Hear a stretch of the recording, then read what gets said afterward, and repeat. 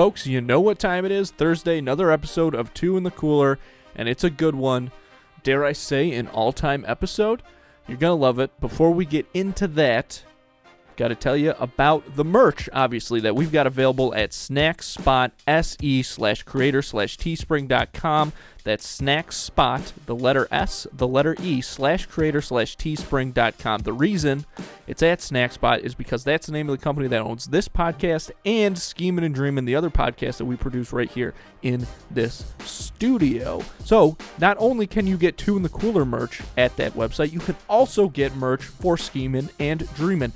We've got hoodies, we've got long sleeves, t-shirts, bucket hats, we've got pint glasses, those are new, water bottles are new, mugs as per usual, great stuff. And when it comes to the clothing, top of the line, I'm talking Target quality, high quality material here, folks, okay? It's not that cheap brand you get from other people just because they're trying to make a buck off you, okay?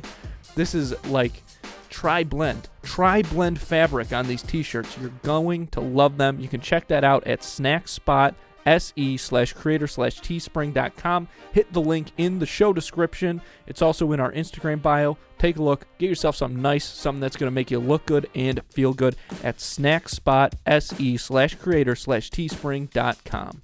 This episode of Two in the Cooler is brought to you by 13 Monkeys All-American Whiskey. 13 Monkeys is owned right here in Buffalo. It's completely American-made, and it's a veteran-owned company. You can get 13 Monkeys right now at over 30 retail stores in the western New York area, including Rochester and Buffalo. You can go out, grab some for yourself at places like Outlet Liquors. You can also order it at restaurants like Vice and Neat and others. Okay, while you're out on the town, you want something good to sip on, try 13 Monkeys. I like it because I like whiskey. I'm a whiskey drinker, okay? And the reason I like this is because it's great if you know what you're talking about. It's also a great starter if you're looking to get into whiskey and you don't want to start with something cheap, something that's going to be nasty, okay? This is the stuff right here, 13 Monkeys. For a full list of where you can order 13 Monkeys, go to www.13monkeys.com. Drink to honor, drink responsibly. The temperature is starting to drop out there, folks, and the weather is getting colder. You're not going to want to leave the house. You're going to want to stay cozy, okay? Stay bundled up, all right? Stay with your family, together, hanging out, being comfortable. You don't want to leave the house to have to go to the grocery store to fight that whole battle, getting lost through the aisles, people bumping into each other with their carts and not saying sorry or anything like that. People are like animals at the grocery store, okay? Stay home. Stay comfortable. All right, you don't need to go to the grocery store because Instacart has got your back. With Instacart, they will deliver not just groceries, but some of your favorite products from some of your favorite local stores right to your front door in as little as 1 hour. And the best part is right now, Two in the Cooler listeners get free delivery on their first order of $10 or more. All you have to do is spend $10 and Instacart will deliver whatever you're looking for right to your front door in as little as 1 hour. Hit the link in the show description to get yourself that deal. Start using Instacart. Make life a little easier on yourself. Oh, I thought we already started. I know it felt good starting, but yeah. we could just start right there. Yeah, I let out that groan. I don't need that groan on. Jordan, thanks for coming on, man. Thank you for having me. We appreciate it. This is dope. This is dope. Got to support local podcasts. Yeah, we feel me? 100%. That's what we do. No doubt, no doubt. And I love podding, so let's pod. Yeah, Can I I'm cuss down on to here? pod. Oh, you can say whatever you want. All right. Yeah, let's there's no fucking rules. pod. Yeah. Let's do it. Yeah.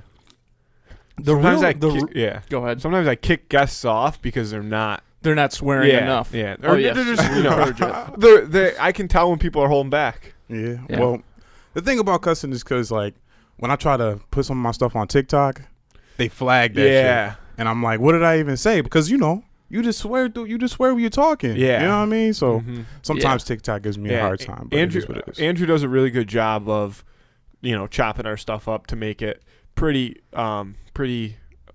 user friendly. Yeah, I don't know if that's true. I mean, that's I've said this a million times before. Like whatever's funny gets in the clip.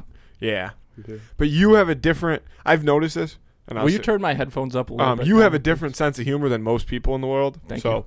Hopefully that translates. Probably not. Yeah, you guys do a good job of like cutting it up, Yeah. and making the clips and stuff, Instagram, social media and stuff. Y'all do a good job of that. I like Yeah, that. we're trying to put Yeah. out as much as possible. Mhm. Emily's a big help. Mm-hmm. Connor's working the boards today, which will put some of his Connor stuff on the in sticks. links below. Yeah. We appreciate him being here, helping us out. But Jordan, honestly, the number one question I want to ask you is how your parents are doing. Oh, my parents. Oh, why you ask that? Because I love that episode of your show. When you had them my on. dad. Yeah. That was phenomenal Yeah, I for your appreciate dad's that. 54th birthday. Yeah, I appreciate that. Like, my parents are doing great. You know, they're funny. They're kind of like a sitcom type of like a couple. You know what I mean? It was my dad's birthday, so I'm like, let me do something special for him. You know, something that we could look back on. You know what I mean? Like 50 years from now, I'll be like, oh, my grandkids. I'll be like, yo, look at your great granddad, your granddad. Talking and being himself. You know what I mean? Yep, recording a pod. But my mom, she's like a natural podcaster. Like, Dude, get her a fucking show. I'm working on that. Yeah. She was like ripping off questions. You called her out for like the good segues at one point. Yeah. But she was a natural. Yeah, She my was mom's really a natural at a lot of different stuff, yo. Like, shout out to my mom. Shout out to my dad too. You know, my dad holds it down, but I'm working on that as far as the show. I was talking to her about that, being on the Jordan Alexander Podcast Network. You know, Yep. check that out everywhere. So yeah.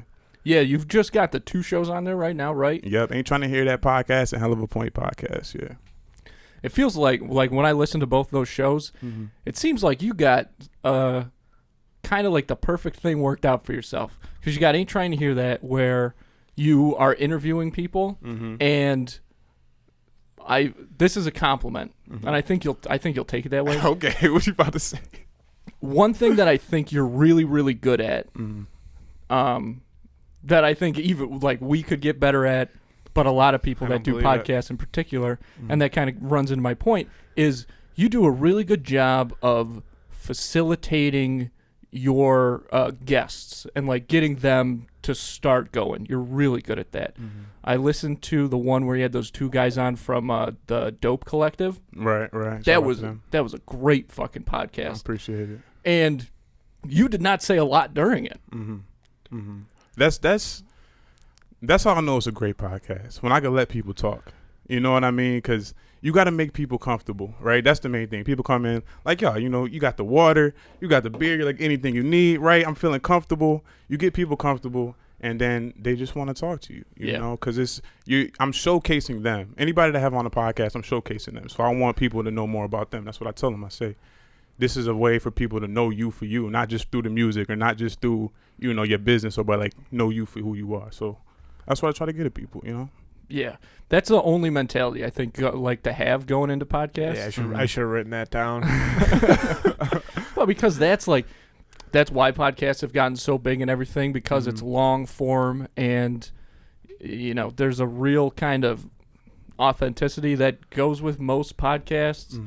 I don't know if I want to start like going in on this. But the authenticity, that's a big thing, because you know, some people come on podcasts and like they be out of character. You know what I mean? They're like, oh, I'm on camera, I'm on mic, I need to do something to go viral. I need to do something so people look at me a certain way. But like I see through that. People see through that. You know what I mean? So that's the biggest thing. Being authentic, you know, and being yourself. Like, but you know, when you have rappers and stuff, like rappers, like they be trying to act like rappers. You know what I mean? Like politicians try to act like a politician instead of just being yourself. You know? Yeah, you have to like with them specifically. We've been very lucky, but there are times where you do kind of have to work at the shell a little bit, and once you do kind of get them to realize like that's what people want to see, then they'll be totally for it. 100%. But about the 2 shows, like how you said I had like kind of the setup, because you know, hell of a point. That seems like, what's the word, cathartic? I don't know. It's like it seems like real like like you really get to just like let it all out on that show. Yeah, so that was the concept. When I started Ain't Trying to Hear That, like I was like, all right, I need to have guests on, you know, because then I'll get my name out there, and like, you know, people are looking forward to like, oh, who's gonna have on next, right? And then when I had the season 2, took a break and like upgraded on my, you know, all of my production stuff, and like really, you know, started going in. I was like, I don't want to be solely relying on interviews. You know what I mean? Because if you're relying on interviews, then like people are tuning in this is not a bad thing, but people are tuning in for the guests instead of tuning in for you. Yep. You know what I mean? So I wanted to have something where people can get to know me just on my personal level. That's why I started Hell of a Point. Shout out to my co-host Aviana. You know, she's a great co-host. I was doing like tryouts. You know what I mean? Like I would be like, I need a co-host, female co-host. You know, people were coming through, and I'm like record, and I was just like, we gonna be podding, and I was doing tryouts, like kind of like interviews, and like she was the best one. So, you know, it's been going great. That's a great way to do it because it really, especially, you know, because Andrew and I have episodes where we don't have guests on. Mm-hmm. And as much as, I mean, I think our guest episodes, again, to your point, listeners really look forward to. But sometimes some of the most fun that Andrew and I have, I think, is when we're just sitting in here, like, it's been a long week. We know we have to record on Wednesday night, right? Mm-hmm. And we're just like, okay, we got to do it. And we're just sitting here and we just start laughing at each other. And that's saying a lot because we hate each other. Like off camera, you guys wouldn't believe the shit that we say to each other. It's horrible. Most people couldn't work in a setting like that's this. Brotherly love. Yeah, we've made it work. And I don't know what Andrew's doing, but yeah, sorry. It's all good. Just getting it going. Yeah. No, I feel you on that. But having guests is dope. Like, you know. Yeah, it's the best. Like, not to cut you off again, but you know, I know I do it. See, I do it all the time. Go ahead. Like First of many times. And same thing when you were talking about, and I don't remember if we were recording yet when you said this, but like, you know, like supporting local podcasts. Like we've been lucky to have a lot of people on our show, not necessarily podcast people, but musician, anybody, people that have all different sorts of things to promote, and it's been awesome to get to meet all of them and kind of start following their product. Right. That's dope. I mean, about like guests, like you said, people that come on have to have something to promote, right? Or like have something going on though. I feel disrespected when people hit me up and be like, yo, let me come on the podcast.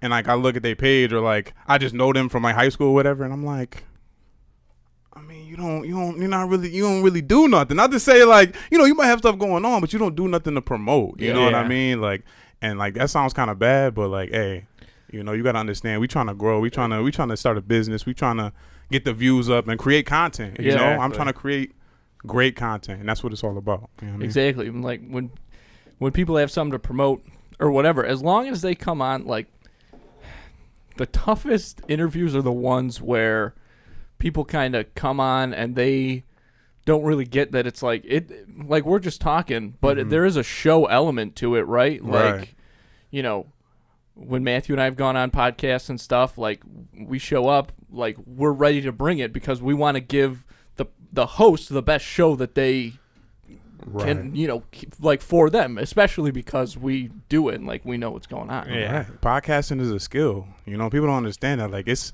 a talent to be a podcaster. You know what I mean? You got to be a special type of person to be able to hold a conversation, be able to be compelling the whole time, be able to be charismatic. You know what I mean? Like I study podcasts. Like I listen to podcasts all day, and like I listen for the content, but I'm listening to like get better at podcasts. Yeah. You know what I mean? So I know exactly. I've never thought of it that way, but I listen to a lot of podcasts, so I'm a student of the game now. I just decided. I study comedians too. Like I feel like stand-up comedy is kind of like podcasting because you gotta be compelling by just talking to somebody.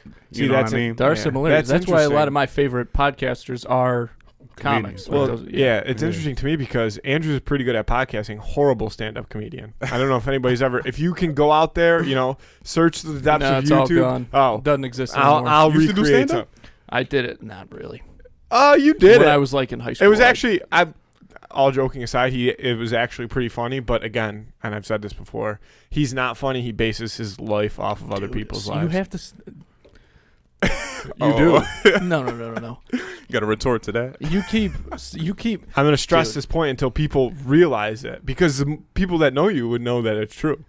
Matthew is under the notion that I have based my whole life on Jerry Seinfeld, because now that Seinfeld's on Netflix and he's been watching it. I saw that Lego set too that you had in there. Dude, that Lego set. I bought, so I never buy things for myself, but I love Legos. Okay. Legos are like cathartic. They're like when I'm stressed out, I just like Lego and I listen to podcasts. Okay.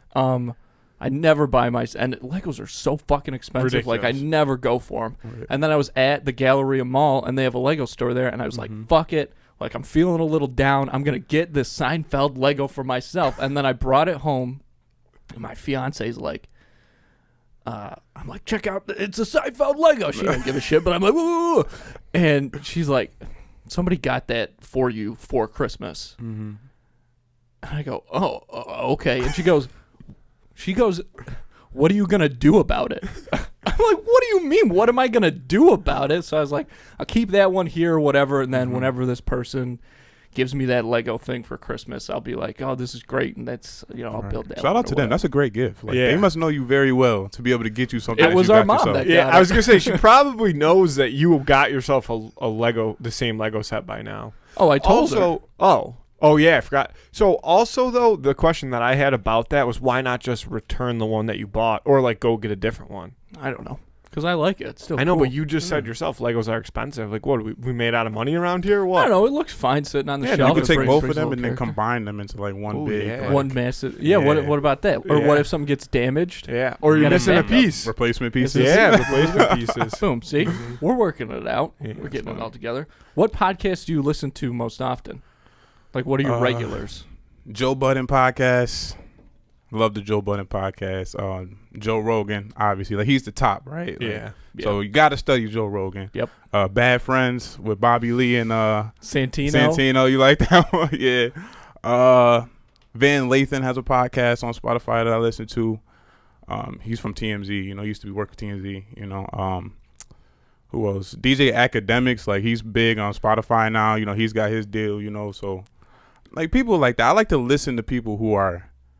I like the thing about Academics podcast, it just started up, is that, like, he interviews people who do the same thing that we do, kind of. You know what I mean? Like, the interview he did with DJ Vlad. You know Vlad, right? Oh, yeah, We were just talking about this with Nubian, right? I don't remember. I think so. I think she asked us if we knew who that was. Who Vlad DJ was? Vlad was, yeah. He's not a podcaster. He just does interviews with people, right? On He YouTube. like mob bosses, like rappers and Yeah, stuff. they're crazy. Some of those interviews are crazy. Right. So DJ Academics, he's like hip hop media, and he did the interview with DJ Vlad, who's kind of like hip hop media too. And, like, I got so much game from that interview because, like, they're just talking about what they do and, like, what we do as, like, podcasters, as people who, I don't consider myself like news, but just like a pundit, you know what I mean? Something like that. So Yeah. Yeah, It's not news, but it is a source of information. I guess you could look at it like that. Yeah, It definitely is. I mean, like, just regular stuff. But that is, like, I feel like even now, if you listen to shows where, like, the guest is not a big podcaster or, like, hasn't been on a lot of podcasts, a lot of times you'll still hear them say, like, is any of this interesting? Which is something that when podcasting started, that was, like, the catchphrase of podcasting. And it's like, it all is, but especially when you get into that, like, like inside baseball, to use it. I was looking for that term in my head. I was like, I'm gonna pull that out. But, like, inside baseball, like inside baseball stuff, like it's just mind-boggling to me now that there was a point where people didn't think that was interesting. But you get that a lot, especially with the comic podcasts, I feel like, when they talk about just the whole, like, everything you have to fucking go through to be a stand-up comedian. Right. Like, those are some of the... Like Godfrey's podcast. You listen to Godfrey's podcast? No, but I like him a lot. Yeah, Godfrey with Trust. I like that podcast a lot, too. But he talks about what he had to go through, like, to be a comedian. He's always talking about that shit, so...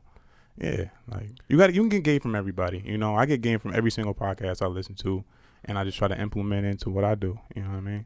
Yeah, I mean, that's literally all we've done. Like, even with the way we edit our shows and, like, put them out, like, it's all based on the podcast, excuse me, that I like the best and seem to, like, be doing well. Like, a big thing for us is the highlights that we put on YouTube that are like 2 minutes long or whatever, because when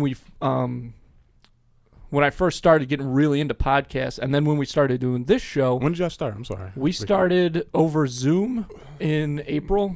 March or April. I think it was, of 2020. Okay. And then we've been, like, here kind of, like, taking it real seriously since January. Okay. I'm sorry to cut you off. No problem.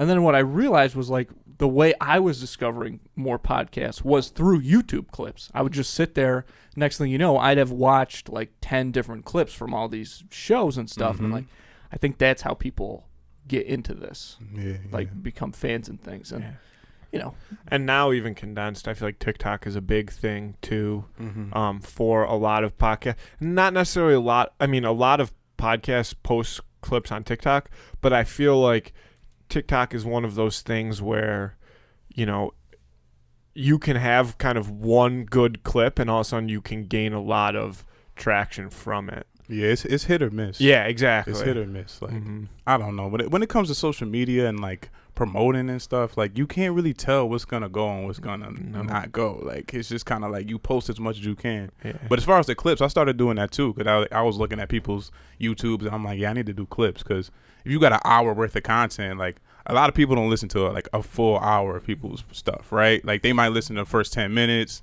They might just skip through and like, let me see what they're talking about in the middle, right? But if you can give them like, digestible content within there, that's the best way.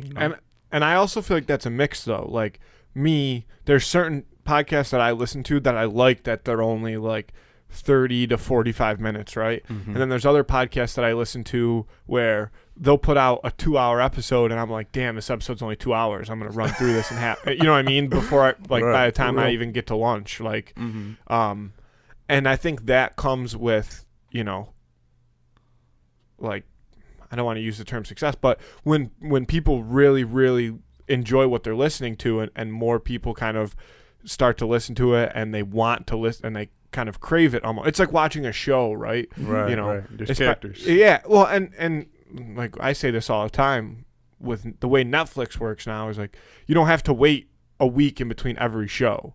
Whereas with a podcast, that's how it is for us at least because we do one episode a week.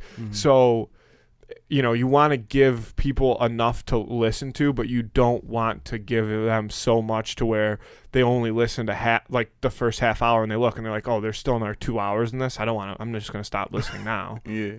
Which I know that's not how you are, but that's how. No. Yeah. But I'm interested in how you feel about that though, because some of your episodes are like on the shorter side.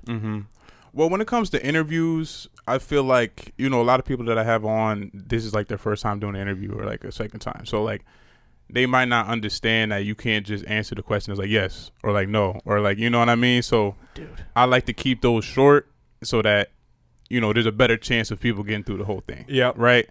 And then hell of a point, those are longer, right? I do like an hour and a half, right? Because like I'm trying to build like storylines. I'm trying to build like you said, like, being able to have characters, so people are like, oh, they talked about this last podcast. Let me see what people, what they're going to talk about the next one, So that's why I wanted to have the 2 shows, just to like give people a little bit of everything. And I got a 3rd show coming next month. So Okay. Yeah.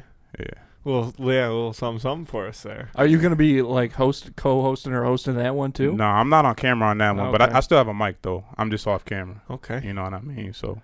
And I have an idea for the 4th show, but like I don't want to talk about it. But yeah, I kind of want some college students for that one. I think I every once in a while I'll text Andrew about it, but all the time I'm like, man, like I want to do this, like I want to do this, I want to do this, but it's time consuming, right? And it's like the biggest thing, and for me and probably Andrew too, although he's here a lot more than I am in the studio at least, is like I don't want to try to do something new and have it take away from what we're already doing, right? Because we're already, like we love being here, and I don't want it to turn into anything less than that because I'm trying to do multiple things at once. You know what I mean? Like you think the quality or the content will like yeah, and I don't not maybe not even necessarily like visible, even like you might not hear it right away, but like long term, you know what I mean? You don't want it to get to a point where this isn't something that you don't want to be doing. Like that's the best part of it, is it's something to look forward to. It's something you enjoy doing. Right.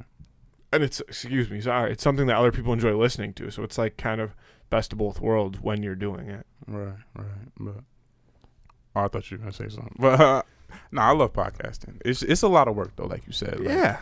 Like now, I only have the 2 shows right now, but like the amount of like editing and like the amount of like just like thinking, because like you guys could bounce ideas off each other, like this is both y'all shows, right? Like it's really just me, so like I just be like maniacal with it. Like at nighttime and shit, like at work, I be having my earphones and I'm just like thinking. I'm like, oh, I need to think of a topic. I need to think of this. I need to upgrade this. You know what I mean? So it's just me. I feel like when it's just you and like you're not working with anybody, you could get a lot more done. Yeah. I mean, I don't know. No, like, yeah. I mean, I don't have to run shit by anybody. I just fucking do it. You got a sneak peek at what we consider our creative process. It's very, very dumb. Yeah, it's the worst way that you could ever do anything ever. We settled on something though. Yeah, exactly. But you know what, we man? always figure it out. Because I still do a lot of what you were just talking about, but I used to, like, I'm trying to calm down with it because I'd just sit there and go crazy. Like, I would just be in my head 24/7 thinking about ideas for the show and, like, how to get to, like, these certain points and things. And so I feel like I know what you're talking about, man. All like, right. it can weigh on you. Yeah, but at the same time, don't you love it? Yeah, if you want to be great at something, you got to put 100% in. Like, I do music, right? Like, I've been making music with my brother. We started in my mom's basement and shit. Like, I was 14. You know, my brother was 15 or 16, and we started making music. I've been making music ever since. That's damn near 10 years, right? And, like, I never put my 100% in it because I always just looked at it like, oh, this is a hobby, right? Basically scared of success, right? Basically scared like, oh, this might not work, right? So I always was just like, oh, you know, it's just cool or whatever. And, like, I didn't really market my stuff the way I should have because I was scared of my own success. You know what I mean? So when I started doing podcasting, I was like, all right, I'm going to put 100% into this. I could talk. I have a unique voice. I got a dope laugh. You know what I mean? Women love me and shit, right? No. That's good. No, man, you said it. That's going in the montage clip. Yeah, I'm just saying, promo. Like, you know, I have the skills, I have the talent as far as production. You know, I already know about audio. You know, audio is easy because I've been doing music for so long. So I was like, I'm gonna put 100% in, and I'm gonna invest in myself. And like, I'm farther along in podcasting than I've ever been in music. It's only been 9 months. Yeah. You know what I mean? So that's what it is. And we've talked about that with, you know, again, other guests before. Is like part of it to me, and we've had this conversation. We've brought it up before, like I said, but self-promotion is a hard thing to do sometimes. And sometimes it's not even because sometimes it's not even necessarily like driven by a fear of failure, but like sometimes it's difficult to like not show off in that way, but be like, hey, like come like listen to what I'm doing. Right. Yeah, like come listen to this. And it doesn't, and it's not always, again, a fear of failure, but self-promotion is hard. And it's something that, you know, when you're talking about podcasting or music, really anything that you're doing, especially when you're starting it from scratch, you have to do it. Like, you don't have a choice. And the more you do it and the more you're willing to do it, the better off you will be for it. No, 100%. Like, I promote myself all day on every single social media I have. You know what I mean? I'm like, check my stuff out. Even if you don't listen to the full thing, watch it enough so I got the view go up. You know what I mean? I get the one view or whatever. Like, you know, but the way I look at it is, like I said, I started Ain't Trying to Hear That in February this year. You know what I mean? So then 9 months later, I have 2 shows now. So, like, the way I see it is going, like, I got to put in at least 3 or 4 years before I feel like I'm really like in it. Yeah. You know what I mean? Like, my favorite podcasts and stuff, like, they be like, oh, I'm on episode 480. You know what I mean? 500, right? I'm on episode 30. You know what I mean? My other podcast is on episode 6. You know, so I can't expect to have the same success as somebody that has 100, 200 episodes. You know, so it's a long game, and I understand that, you know?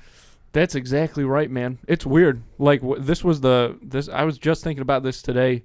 Like, when we got in here, really, like, in January, that was when, before that moment, I had only been thinking about things. I assume you'll relate to this. I had really only ever thought about things in terms of like weeks, but now I'm thinking like 5 years ahead and stuff like that. Right. And it almost felt like a superpower for a second. The first time it happened, I was like, felt like my hands were going. I mean, like, it was a very different way of seeing things, but that's what you got to do. And you have to.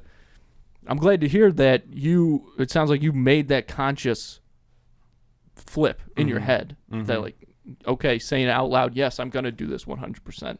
Yeah, I'm going to do it 100%. And, you know, the time, you know, like, a lot of people start stuff and then they stop because they're like, oh, I'm not really seeing the success I want. But it takes time, you know, like the best podcasts, they've been doing it for 5-6 years, you know what I mean? So you just got to keep it in perspective and keep moving forward and upgrading, you know what I mean? Yeah. The amount of, I've said this before, the amount of like abandoned Instagram pages, that keeps me up at night, dude. Right. Like thinking about, oh my God, drives me crazy. Yeah. Well, because a lot of people think like, oh, like if people say it all the time, like with their friend groups, like, dude, if we started a podcast, we'd be so funny. You know what I mean? Everybody says that. Everybody in the world has said that. Yeah, our mom says it to us all the time. We're like, all right, one day, mom.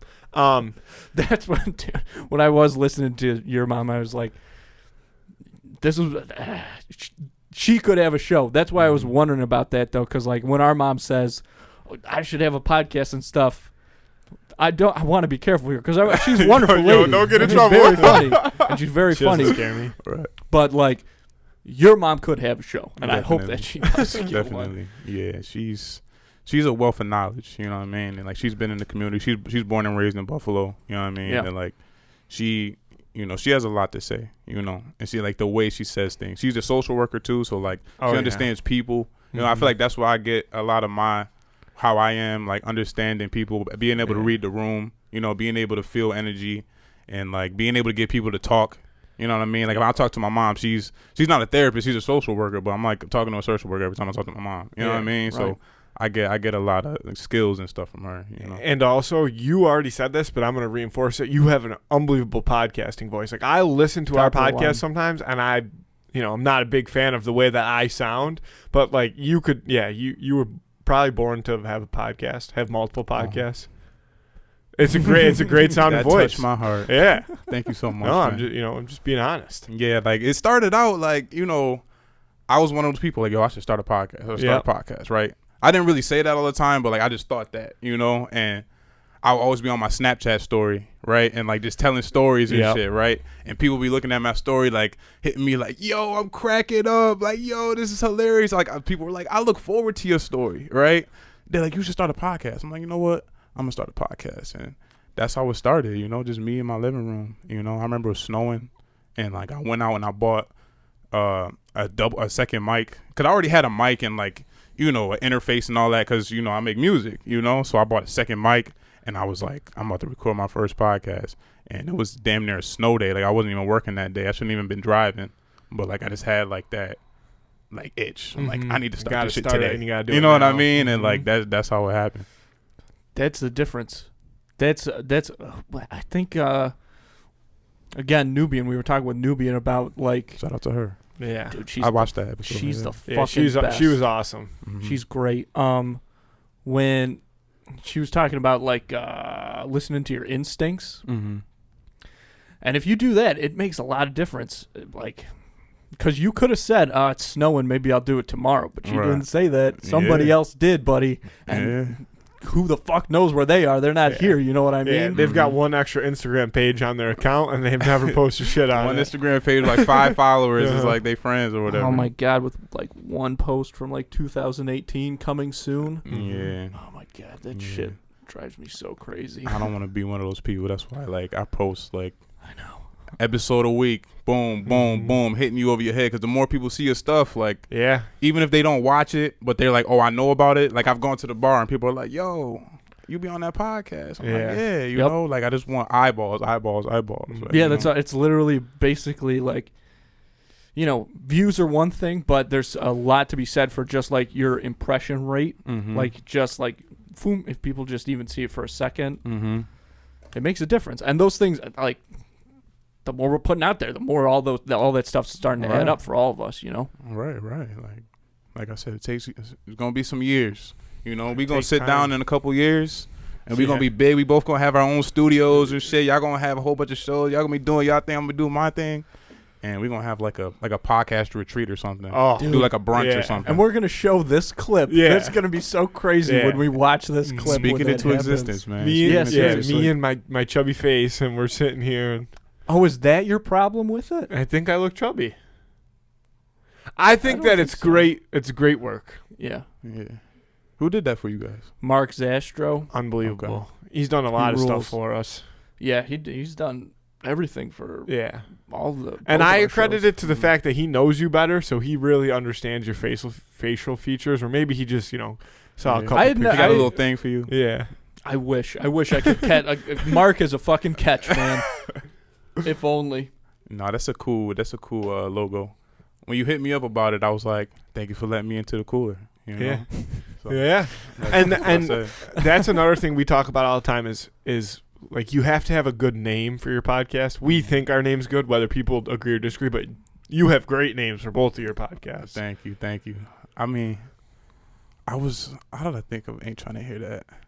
I was just saying that, I go through like stints where like I have like certain sayings, right? Like, but that's the best. And I'll be like, I ain't trying to hear that shit. Yeah. I kept saying that shit all the time, and like my girl at the time was like, I like when you say that. Yeah. I like when you say that, right? She's like, oh, I like when you know what I mean? She's like, I like when you mean to me and shit, right? Like, oh my God. Like, so when I was thinking of a name, I was like, ain't trying to hear that. Yeah.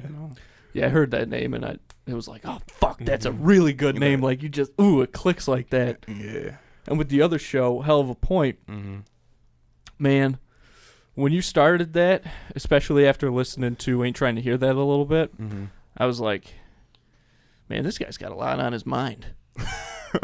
Like, did you do a pilot for Hell of a Point? Or did you just go right into episode 1, Betrayal? Yeah. The Betrayal episode has gotten the most, like, people have talked to me about that the most. Like, people have called me and been like, yo, I got to talk to you about this episode. Right? Yeah. But that was actually the first time AV came through. Like, that was her audition or whatever, right? And like that was our first episode. That's how I knew. That's crazy. You know? Yeah. So, and I was like, this is the person. And I was like, you willing to do this on Thursdays? And she's like, yeah. So every Thursday we started doing it. And and again, like that's just another thing too, is people that want to do it and commit to doing it with you. You know what I mean? Like, we talk about it all the time. Like in order to, it's still going to take years, but in order to get there, you have to be consistent. Like, it has to be a constant effort to put out content. Make sure you have a routine, you know what I mean? Stuff like that. And a lot of people that assume that, they can just, them and their friends can start a podcast and it can be big. That's what they lack. They don't understand that. Like, it's not like you record one show and next thing you know, you have 100,000 listeners. Exactly. Yeah. And the reliability. Yeah. Being able to rely on something like y'all brothers. So y'all know that y'all gonna rely on each other. Y'all gonna see. Don't be looking at me. I never missed. That's true. No, and that's the thing. Like reliability. Yeah. When we were starting scheming and dreaming with Jake and Ben.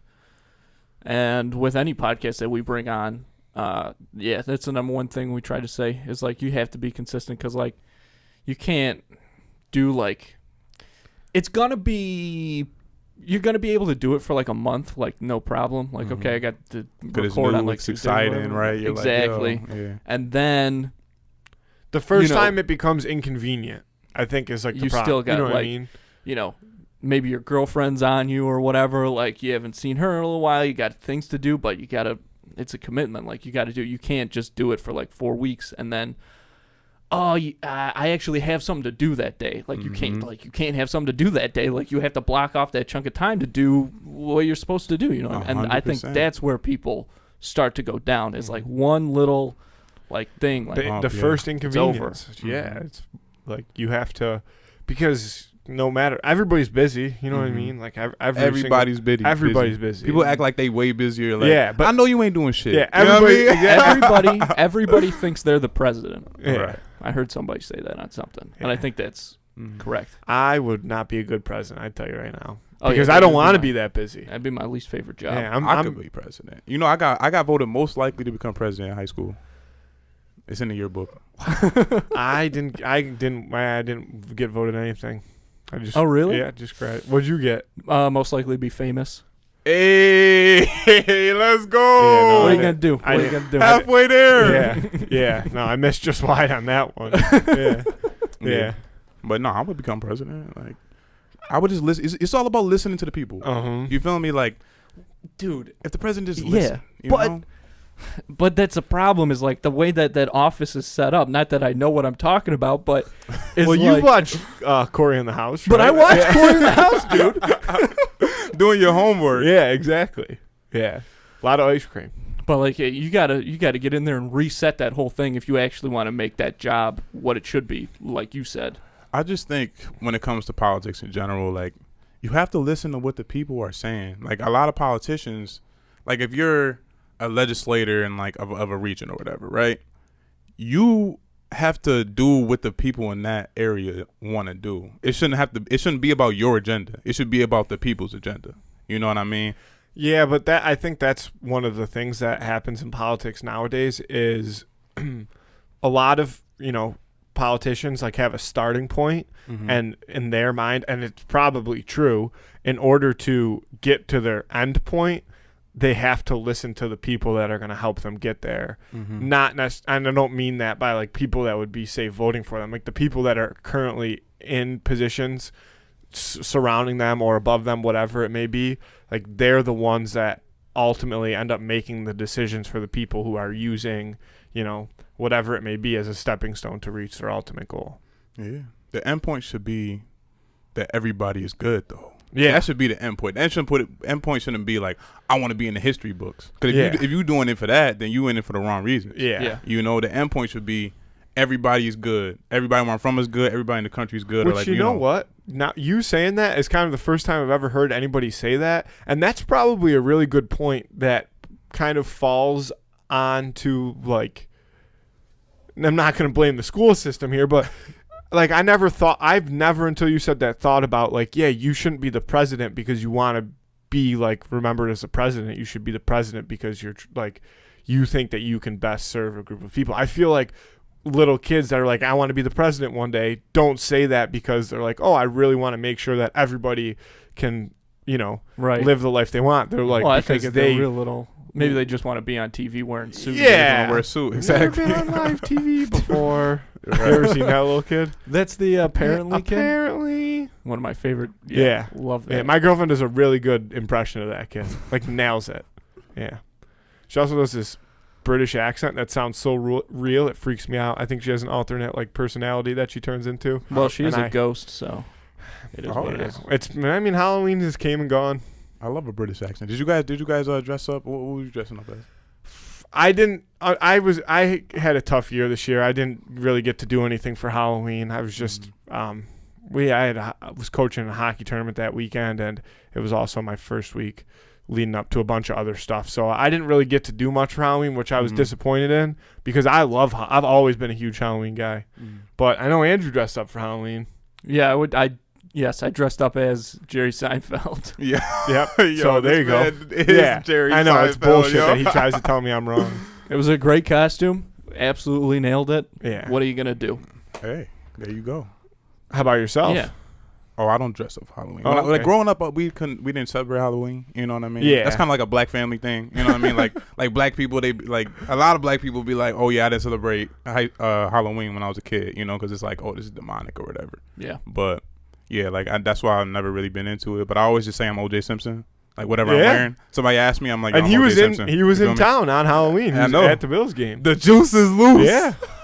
Yeah. But OJ. I'm dressed up as O.J. Simpson right now. Yeah.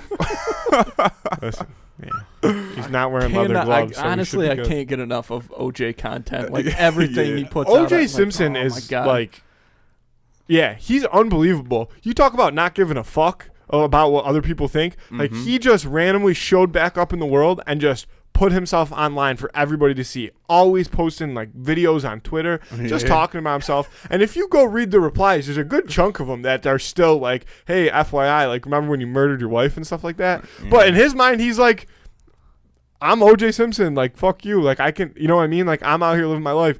He did his time for an unrelated crime, and also he's innocent. If the glove don't fit, exactly, get another one. Yeah, you know what I mean? Exactly. Yeah. Oh man, yeah, phenomenal. I cannot get enough of that guy. And then you have a Kardashian as a child that it's like goes full circle. Allegedly. Yeah, everything's allegedly. Everything's allegedly. His whole life is allegedly. Yeah. So, well, what do you say we do a little who'd win the week? Sure. Okay, yeah, I remember who it is. Yeah. Who would win of the week? Presented by 13 Monkeys All American Whiskey. We've got in one corner Genghis Khan, famed murderer and rapist. Pillager. Yeah, Pillager. sure. Now we can't pick him. The way you just set that up. See, I know. Yeah. This whole I thing wanted to canceled. ruin it. Yeah. And in the other corner, Bane. All right. Murder and rapist Bane. Yeah, unconfirmed. Oh, man. I haven't done it in a long time. All right, But I'm let's ready. hear Do you have any of those quotes? Yeah. Okay, I can give you a few. Pull one up. There's one that he says right at the beginning that is like really. See, I followed you, and you didn't follow me back. Yeah, see, that's a good Bane. My That's Bane's not gonna be bullshit. that good. Which one do you want? You want to see the list? Yeah. Yeah, pick you got to one out. scroll through. I think that's the top 12 Bane quotes. They're all pretty short Oh ones. wow. You gotta do the yeah, That's how you set it up. That's how you set it up. That's how you get your voice in there. Oh, Here's Batman. Can you hear me in the Batman? I have to put my Yeah, hand no, like dude, the you mask. sound good. You sound Go good hand right over. here. Batman. No one cared who I was until I put on the mask. That's not bad.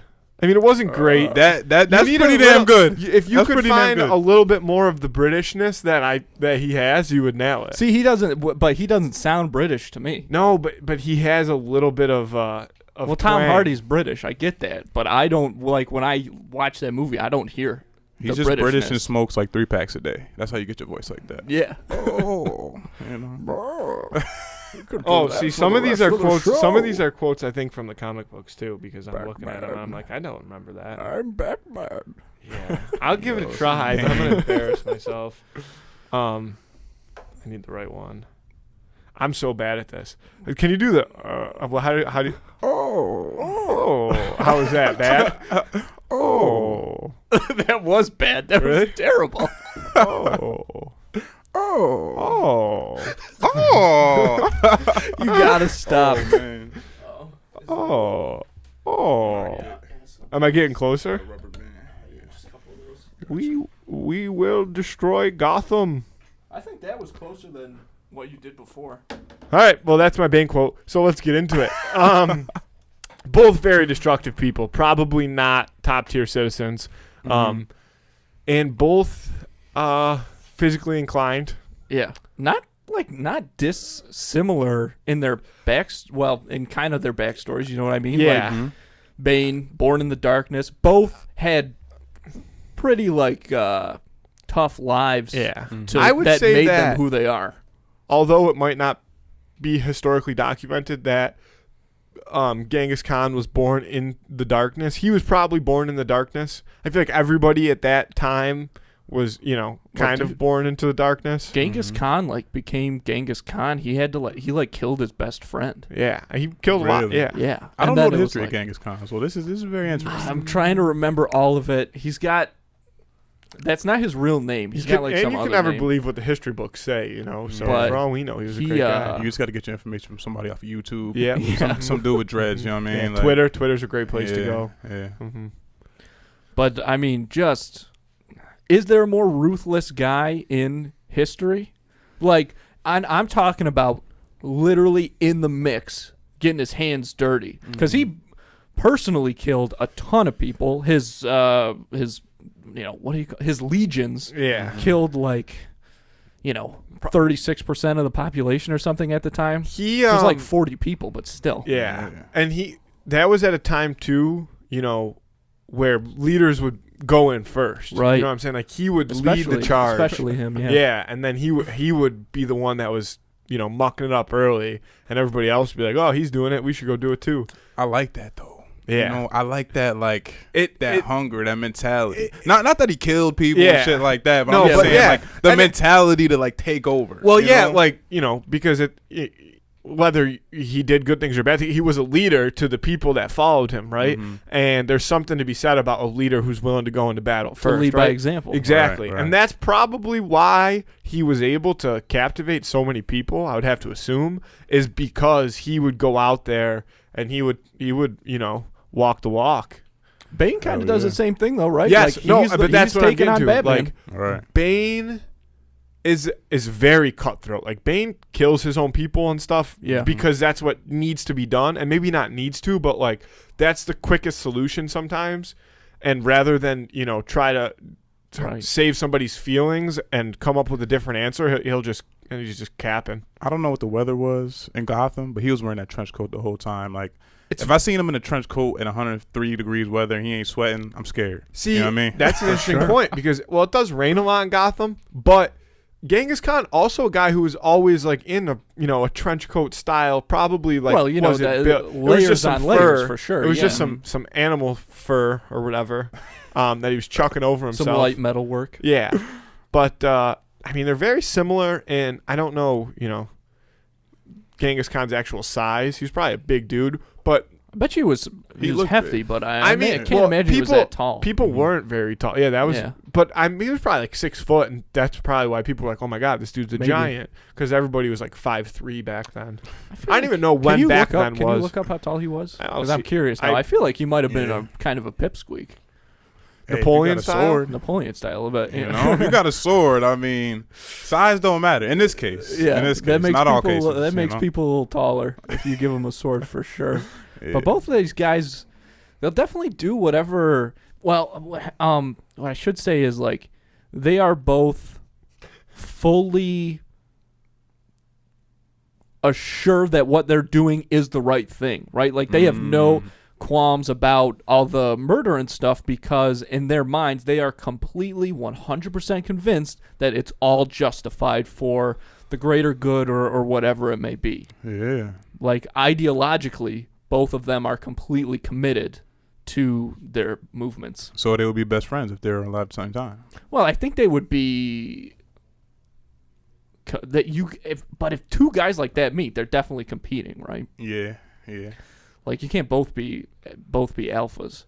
You can't both be at the top. Alpha 1 and Alpha 2, they got to fight to the death. They got to fight to the death, which is exactly what is going on. So he was probably not that tall. Yeah. There's no recorded height of Genghis Khan, so why didn't they just go to his grandma's house and check the door frame? There's a lot of this is like internet like chats. You know what I mean? What? There's like a Reddit thread about Genghis Khan's height? Like historians kind of debating his height. What? Dude, they got like the fucking shoe print like Bigfoot. But the only thing that is confirmed is the Chinese records merely describe him as tall. So let's say like 6 foot. Well, yeah, but so then this one goes a little bit into like the math of average height of people, in different time frames and in different regions. Mm-hmm. So they're estimating him to be about 180 centimeters, which is like 5'10". Okay. Which is that's like height. Average height now, I guess right? It's not small. Yeah. Tom Hardy's 5'8". So he could probably dunk a basketball, maybe. Genghis Khan? Yeah. I bet you he At could, 5'10"? He has some strong calves, probably. Yeah, but you know what I mean? He was thick. Like, you got to be strong to get up if you're going to probably weigh as much as he weighed and dunk at 5'10". He did eat a lot. Yeah. But I still think he could do it because I think that I wonder. This might sway me towards Genghis Khan, is this right here. Genghis Khan, I think, is maybe I think that he's just so confident in his physical ability. And Bane, because of like he's got the mask, no matter how much of a leader he is, no matter how sure of what he's doing he is, he can't help but be aware of his own physical limitations. And Genghis Khan, in his own mind, untouchable. You see, I like that. And when you have two guys that are so similar in this way going up against each other, that might make the difference. See, something like that point. I think that, most people in modern times versus Genghis Khan, I would probably take Khan because it was just such a different lifestyle. Like, you talk about grit. You had to have some grit just to stay alive. People were dying from the sniffles when he was living. You know what I mean? Right. So most people, I think, don't have that. I think that Bane probably does have that aspect of life because of the way that he was raised. And the reason that I'm probably going to side with Bane is because I know I just said, like, Bane's, quick to pull the trigger and stuff like that. But at the end of the day, he is smart. you can't do what he did without some level of intelligence and stuff like that.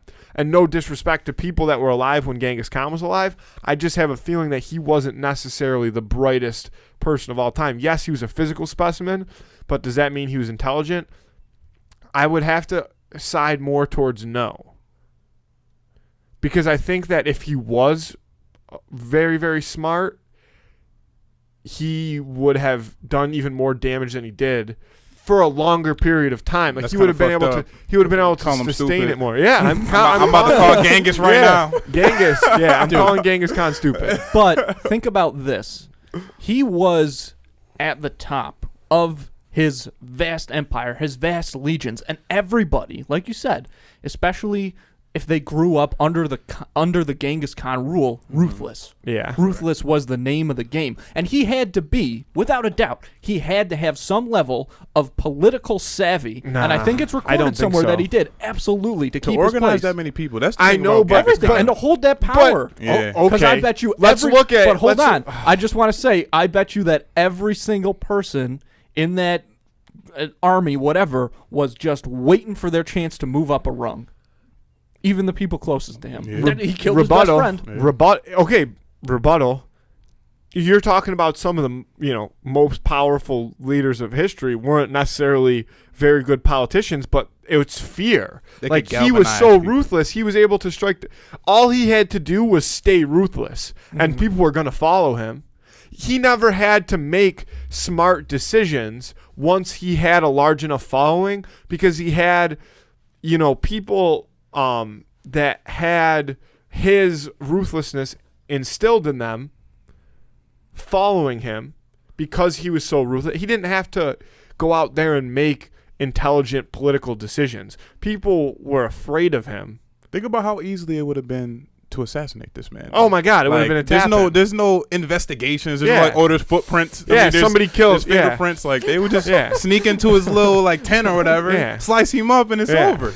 You know what I mean? They would have There's no FBI. Seen if they would have been like, oh, does this person weigh the same amount as this bundle of wood, like witch style? You know what I mean? There's no shell casings in the street. So I just think that I don't see how he could be even remotely as smart as Bane. And I'm not saying Bane's a super smart guy, but he has a level of intelligence and an ability to plan, and you see that happen. And yeah, he has a support staff too, but so did Genghis Khan. I'm not saying he listened to him, but again, I think that Genghis Khan did what he did because of fear, not because he had some uncanny ability to public speak.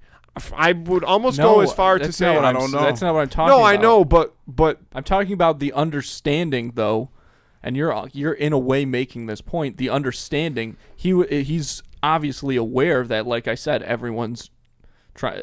There's a what's that term? There's a target on his back, I guess I'll say. Yeah, and I think he probably was aware of that, and that's why he had to continue to be ruthless and show people you don't want to, but I think that's be the one to fuck with me. That's a means of political savvy, though, especially at that time.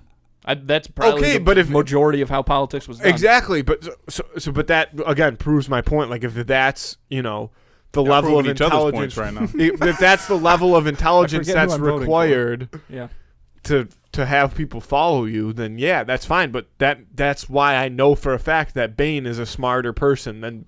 However, I'm just recalling this part of, because we're talking about Tom Hardy's Bane. Yes. As we've kind of established, but just to say it out loud, he was in cahoots with that woman, Talia al Ghul. And it seemed like she maybe was pulling the strings a little bit, huh? Because at the end, when Genghis Khan would never. Genghis Khan, no way. Yeah. One night and he's gone. One night and he's gone. But this is, again, but this is what I'm saying. Ain't no first lady. But... Multiple first ladies. First women. Yeah. Second woman. Third woman. Maybe if Genghis Khan would have taken a breath and a step back from trying to need to feel so ruthless so that people feared him, and took into account what other people might think would suit the Genghis Khan universe better, right? if somebody came up to Genghis Khan and had an idea that contradicted whatever his mumble was that day to get his troops riled up, he'd probably kill that person on like, yo, sight. let me come talk to you for a yeah, quick. dead. Just step outside with me. Yeah, neck snapped. Like Bane, at least, understands that other people can provide things because not everything is always so one-sided, right? There's other views on things that might actually benefit Bane's plan better. Okay. My choice, my pick, I got to go with Genghis Khan, man. I got to go with Genghis Khan. I'm always amazed by people who do things like back before technology. Yeah. Right? Yeah, and Bane has a lot of technology. Because, even though it might be fear, right? People might be following him because of fear.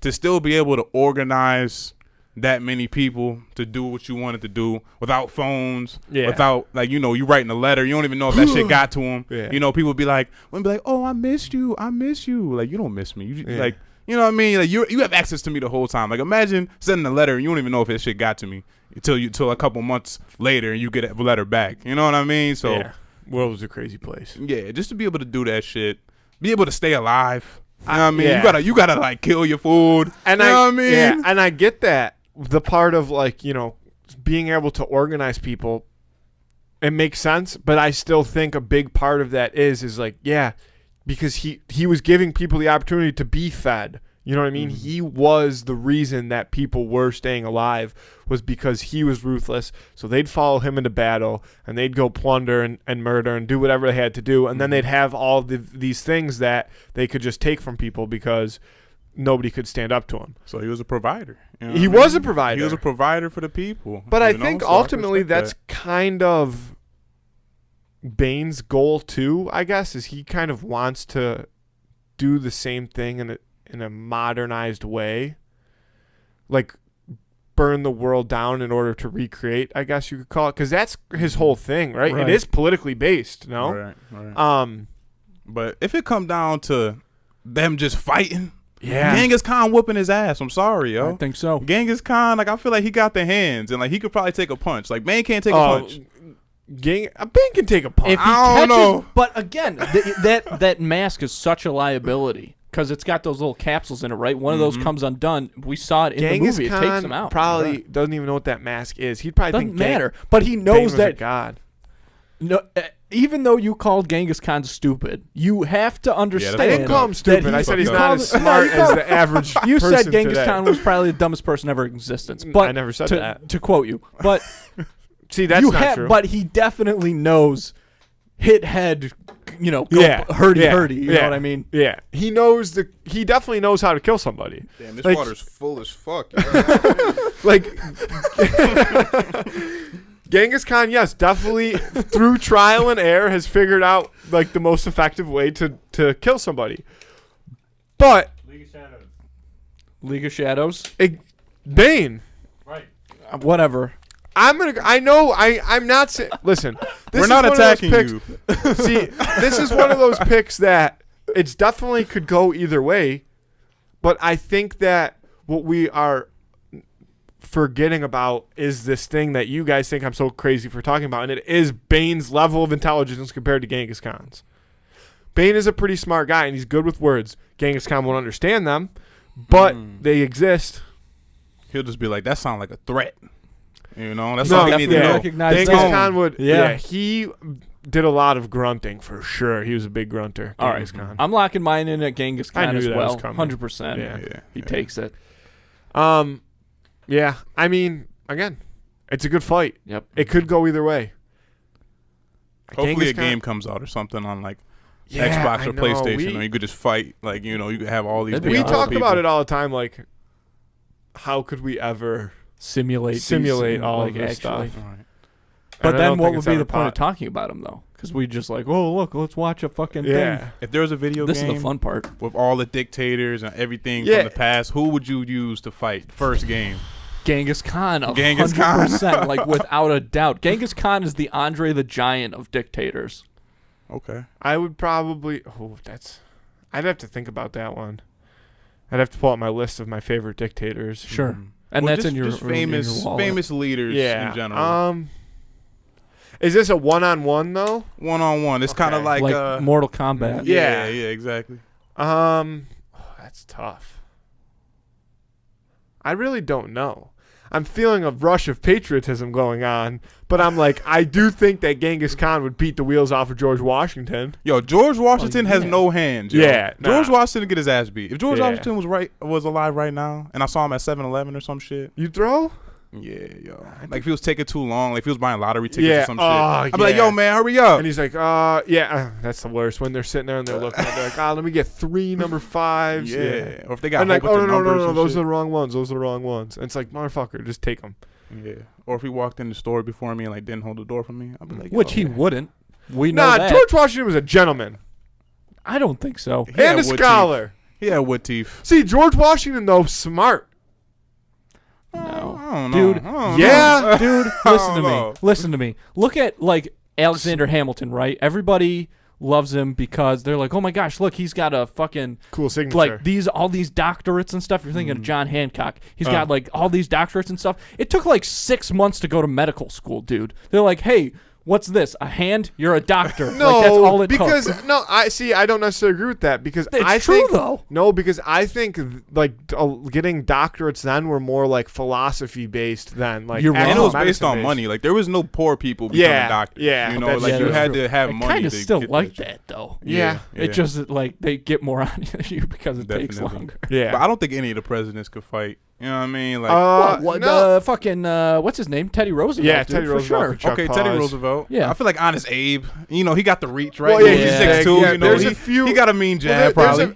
Andrew Jackson could definitely throw hands in his day, and I think Lyndon B. Johnson as well. Whoever that is. I think LBJ. Taft probably had a mean right hand. You know, probably couldn't If move he was around trying that to much, grab a but if he slice caught of you with that right hand, yeah, if you fell underneath him, you were in trouble. Yeah, if you got in the tub with him, if he got you take you down against the ropes, you know what I mean? Mm-hmm. Yeah, you just got to work the body then. Yeah, tough to miss. I mean, if you're trying to win by decision, you know. Mm-hmm. I don't know who I'd pick. I would have to sleep on that. Unless I could pick what's that guy's name? Jason Bourne, but he's not real. I'd pick. And he's also not a world leader. My dad loves Jason Bourne. Yeah, but he kind of is. No, he's not. Jason Bourne from 24, right? Nah, that's Jack Bauer. Oh, Jack Bauer. Jack Bauer. Is he count as a world leader? I would pick Jack Bauer too. What's Jason Bourne from? What movie? The Bourne Identity. It's Matt Damon is Jason Bourne. Oh, okay. Those movies. Okay. Yeah. I like Jack that. Bauer. Holy shit! My dad Jason likes Bourne, movies wasn't like that. You know, like Yeah. 24. We used to always watch 24. We had the DVDs and shit back in the day. Our parents love 24. 24 is a sneaky good show. Yeah, it is. It is. I never really watched it. When I got older, I watched it a little bit. I'm like, oh, this shit kind of fire. It's a little bit like goofy to watch because the whole thing is based on a card game. Oh yeah, that's the theory. The theory. If you got to watch an episode, watch the pilot. And you're like, yeah, this is a card game. Okay. Yeah, you ever heard of the card game Euchre? I've heard of it. I never played it. Yeah, so it's a card game, and you play with 24 cards, and the highest card is the Jack Bauer. Okay. Like, that's the number one card in the game. And the show is called 24, and the main character's name is Jack Bauer. So nothing like a little 24 conspiracy going on. Classic, yeah. Starting a whole new podcast. Now on our NCIS segment of the show. I don't even know how we got to that shit, yo. Goddamn. But vote on that Who Would Win of the Week on our Instagram. That'll be up on Friday. Check that shit out. Let us know what you think. Probably Bane for the win. What are we on? Episode 80? This is 84, I think. Episode 84. I am 84-0 so far. On Who See, that's how I Weeks. know you don't actually look at these polls. I do. I vote you're in them. Constantly wrong. I vote in them. Yeah, but you don't see the results. I do. You got some burner accounts? Yeah. Bane. Yeah. No, we can't give that idea. I have a friend who he talked about it on the show. So he loves burner accounts. Like he uses them for nothing productive, but like he'll make burner accounts and comment the same thing on like the one day he was like, his name's Alex. He off like 5 or 6 different burner accounts on our Instagram page was just commenting on pictures saying like, hey, when's Alex coming back on the show? Like we really love this episode. And it's just all him. Yo, that's crazy. Yeah. Mm-hmm. I'm not big on social media like that. Like I look at social media as a tool. You know what I mean? I don't really be on it like that. I use it less and less, definitely. Like it annoys me more and more from like a social perspective, but I use it less and less because once you once you start, that the people that you would like to know what's going on are the people that you talk to. It's like, I don't really need to use it as much. Yeah. Again, except for TikTok. I don't post them, but it's damn funny. I could sit on TikTok for hours. It's so funny. Yeah. And they just sell all our information to China, so it's perfect. Yeah. It's mad good looking women on there too. I didn't say it. He did. Yeah, I'm just saying, like, shout out to them, Shout out to the TikTok women out here doing their thing. Man. Andy, you look like you got something on your mind. Oh, that just started me thinking about a whole rabbit hole of, like, I think there are a lot of people our age that are kind of waning off of social media in a way. And that's why I'm not too worried about it. Like some people, like, there's a lot of tension about social media. There's a lot of people thinking social media is going to, like, bring down all of society. Yeah. I don't think that's going to happen, just because, like, even if you just look at, like, our generation, which, by the way, the fucking early Gen Z versus the late Gen Z episode of Hell of a Point, what a great fucking topic idea. And God damn it, that's a great episode. Everybody go listen to it. There's a difference.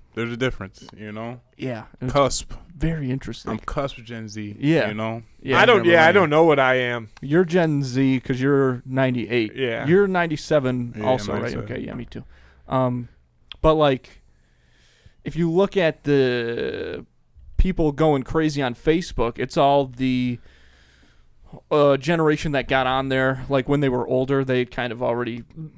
their media savvy had already been established. And so when we kind of grew into it, now people our age do have problems with it, but we also can, I think, kind of recognize what it is. And I think that people who know nothing but social media will have that even more so. They're weird.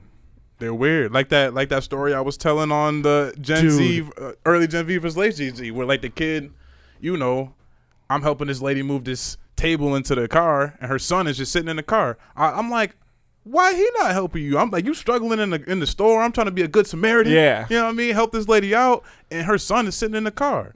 Big kid, like probably 13, 14. He can pick up the damn table. Yeah, and he's just on the phone watching videos. You know what I mean? Like, I would never do that. But we remember a time when there was no social media. Yeah. You know what I mean? My first social media was Facebook. You had to be on a computer. Yeah. Like, it wasn't like on your phone. Yeah. And I remember... And Shout even out to the computer room. And it wasn't like now I feel like, everybody just gets involved so young too. Like, we were probably at the time, the youngest, like, we were the start of that age getting pushed back. Like, I remember getting my first phone. I was in 7th grade. But you couldn't do anything on it. You could text on it. Oh, right. Dude. You know what I mean? You couldn't, barely take pictures. Right. But Facebook was not even, when did Facebook come out? 2007 or something like that? I think before that. So Facebook was, like, around, but that was when it was truly, like, what it was designed for, when it was, like, only college, you know what I mean, before it was opened up to... Well, even like Jordan was saying, like, you had to be on the computer to do it. Like, those cell phones, you could barely get on the internet on those things. Right. None of the phones that I had until I got an iPhone, people would have, like, their business Blackberries for work, and they could check their email and stuff, but there was no checking the email. Yeah, it wasn't like I'm getting on the internet. Yeah. My first phone, I used to have, like, a flip phone, and then I used to carry around a iPod Touch. Oh yeah. So that's what it was. Both in my pocket at the same time. Dude. The iPod Touch is what started it all. I was just thinking about driving over here. Remember when you had to, like, watch movies on YouTube and, like, clips? Like, it would be part one of this. I watched all the scary movies that way because I was, like, too young. I had my iPod Touch. And they'd be in, like, my room with the lights off, and it's nighttime. Like 30 or 40-minute segments. Not even, sometimes only 20. 10 minutes, honestly. Right, and there's, like, you got to, like, watch, like, 8 different, and then you got to find, like, part 3 or whatever. Yeah. And hope that's not the one that got taken down. Yeah. But see, we remember a time like that. Like, kids now, kids that are, like, 5 years old right now. Like, they're not going to be able to relate to that shit. Just the same way we can't relate to beepers. You know what I mean? Like, it's going to be like that. Like, what? It was on an iPod Touch. What is that? You know what I mean? It always I moves, wish I man, lived. you know? To me, beeper is like the Kind of like, fire, right? Pager is a great form of communication. Like, you have the access to reach somebody, you know, and say like, hey, we need to reach you, but you can't actually just like bombard them with like, you know, we should bring back the pager.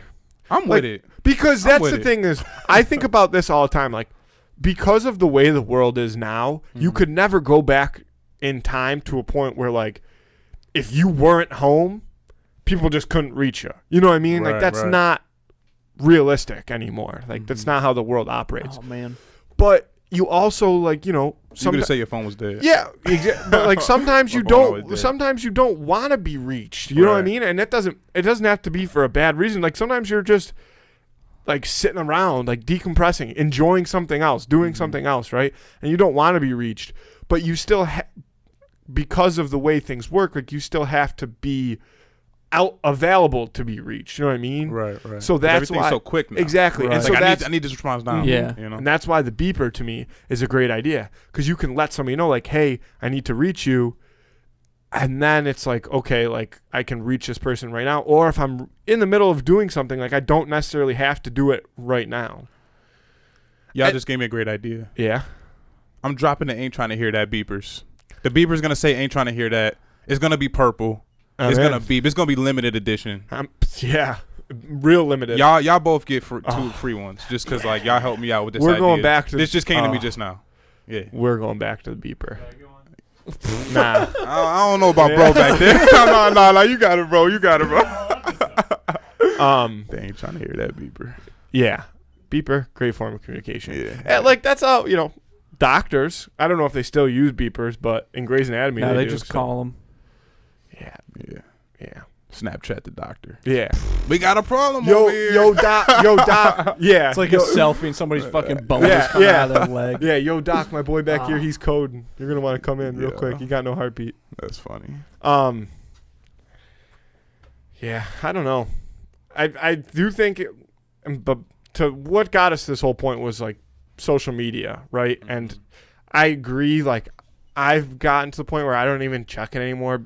You know, again, like Twitter, TikTok, things like that, I go on, and for sports is a big one for Twitter. That's really the only reason I use Twitter anymore.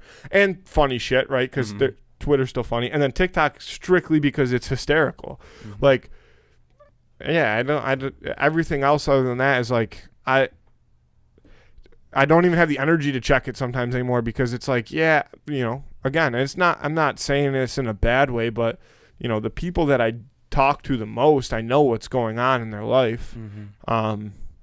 So, and that's a beautiful thing. That's a beautiful thing. Exactly. And it doesn't mean that you don't care about you don't care about the people that you don't talk to all the time. You know what I'm saying? But it's the same thing with, like, going out. Like, if you're, you know, it's a Saturday night and you want to go out.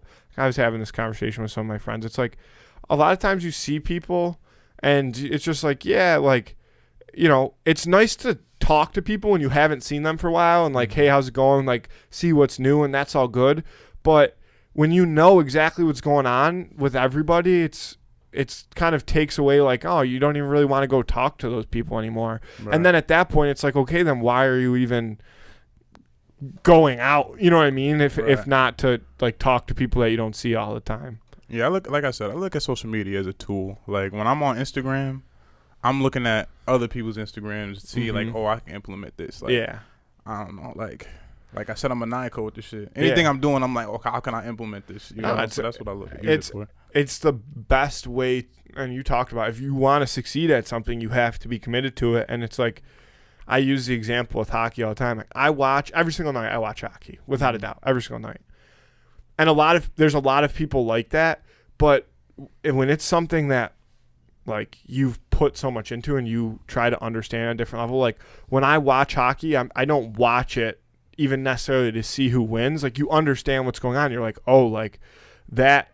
And I know the this nuances of the game. game. Yeah, it's like, that's a skill that if I could teach somebody would improve, like, right from a coaching perspective. Like, I see something and I'm like, okay, like,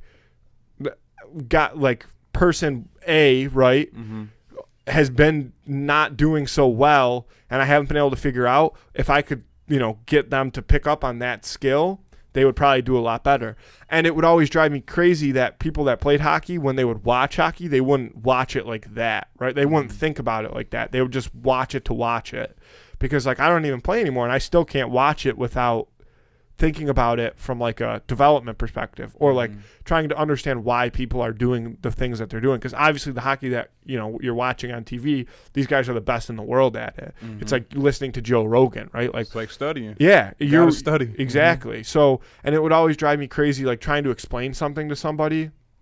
And in my mind, I could picture, like, an exact moment of where I would saw that, like, happen or replicate it, you know what I mean? And or like, you try to show somebody a video, and it's like they see it and they understand it because you're telling them, like, what's going on, but they either A, they don't know how to translate it into themselves, or B, they would have never figured that out if you didn't kind of put it right in front of their face.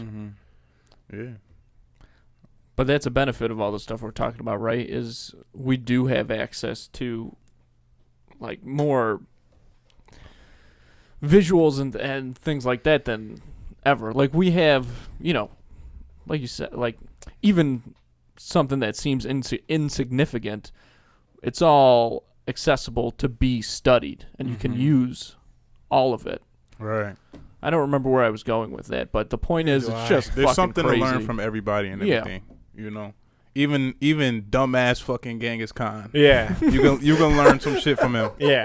Even that fucking idiot Genghis Khan. Genghis Khan's stupid. Put that in your history books. We'll make Genghis Khan his dumb T-shirts or something. Well, there's one there's one question I had, and we don't have to talk about it, but you grew up pretty religious, right? I mean, no, yes and no. Okay. Like, I've never been super into religion myself. Like, I went to church. My aunt, she was a pastor at the church, and she owned the church. Yeah. It was on, I was mad little. Like, I think it was off of Dope. I think it was on Dope or something like that, on the east side. And, like, she owned the church. She was a pastor at the church. She was my great aunt, She was kind of like my grandma in a way.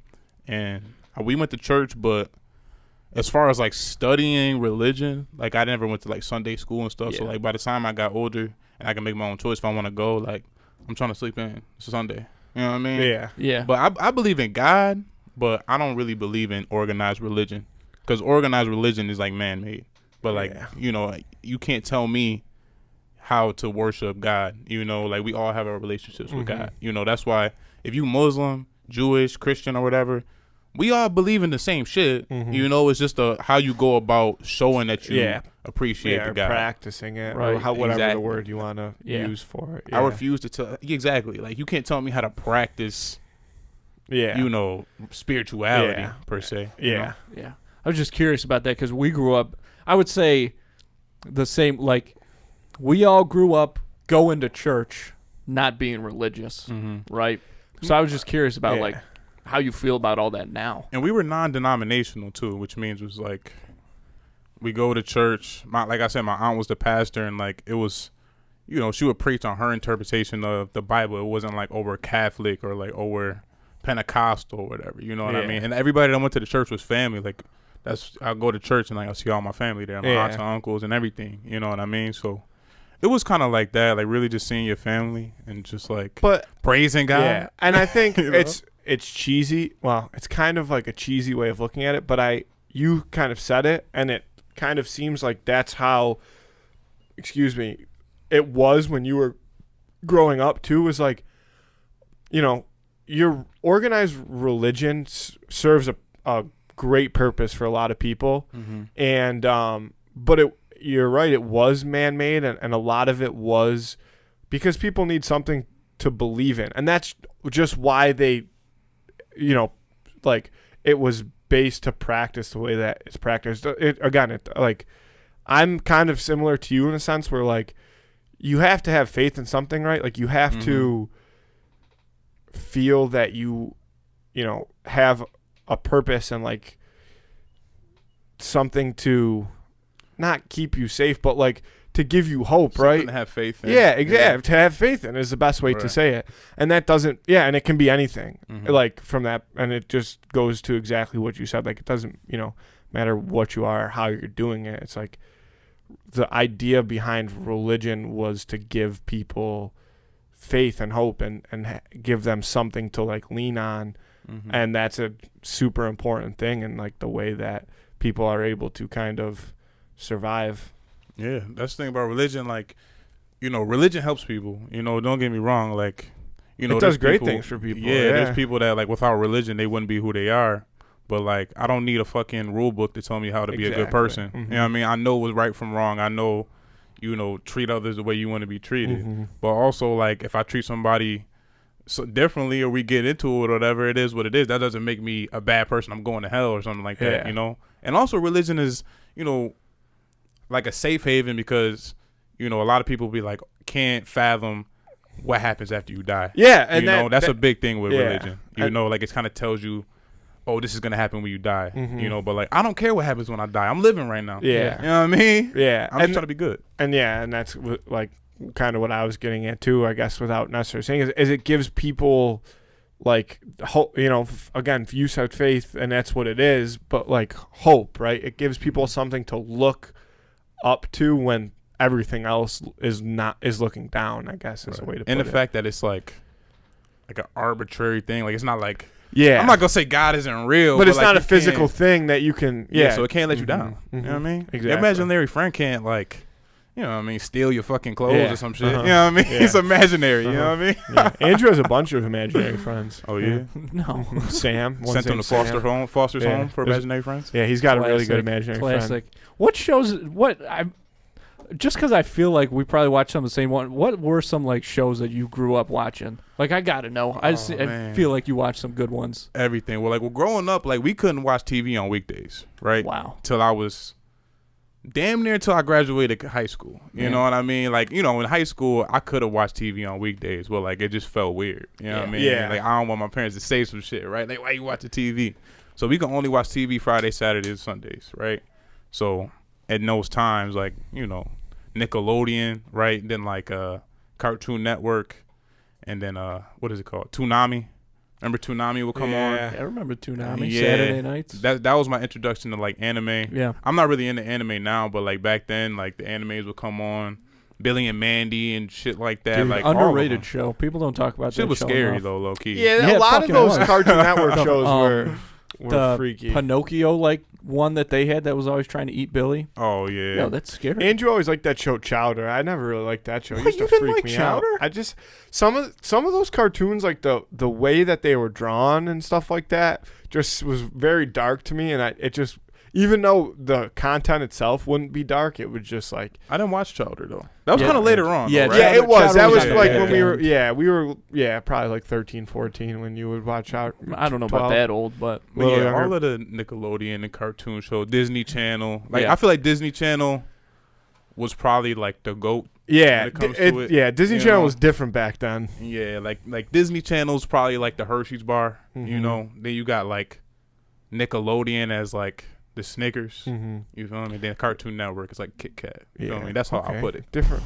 See, I don't know if I agree I was with gonna that. say Kit Kats are my favorite candy. Well, I'm not talking about that, but like. Well, Hershey's the OG, right? Yep. Yeah. Okay. So I guess you're Regular gonna look Hershey at it bar. that way. Yeah. Snickers, I feel like it's the best candy bar, like Agreed. all time. You know what I mean? Yeah. Like just the combination of it all. Yeah, it's up there. And when you're hungry, have a Snickers, even though it doesn't really quench your hunger. But it's got like it's got like an right? almond in it, so it's supposed to. Peanuts. Snickers peanut. doesn't have almonds, kid.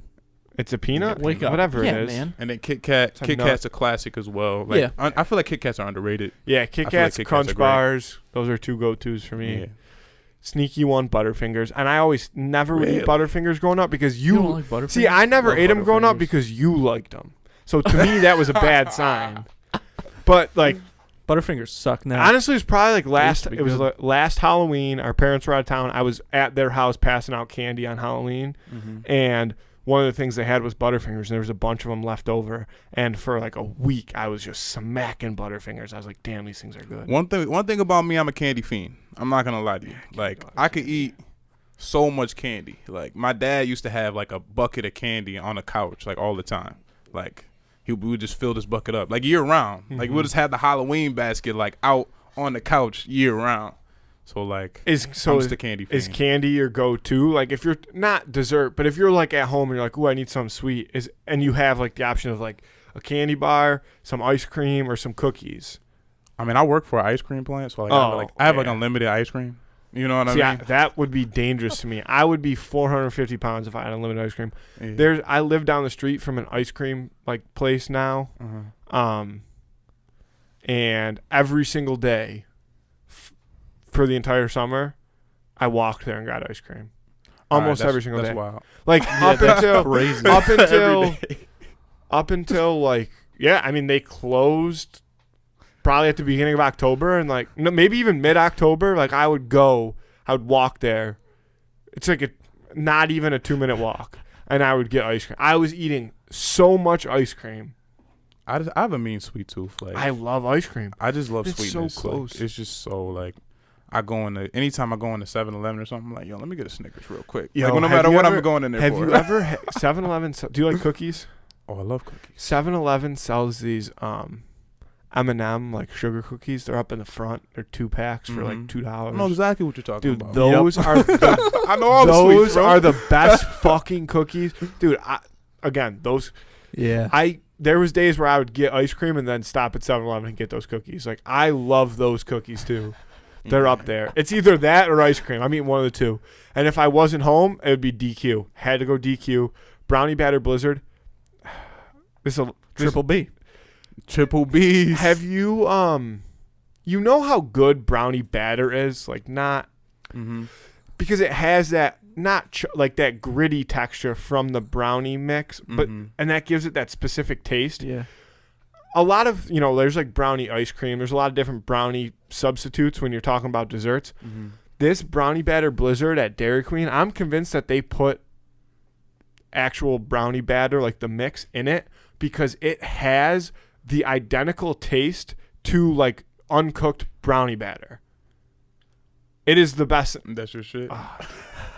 Yo, any cake, house, cookies, ice cream, candy, any of that shit, I could eat that shit all day.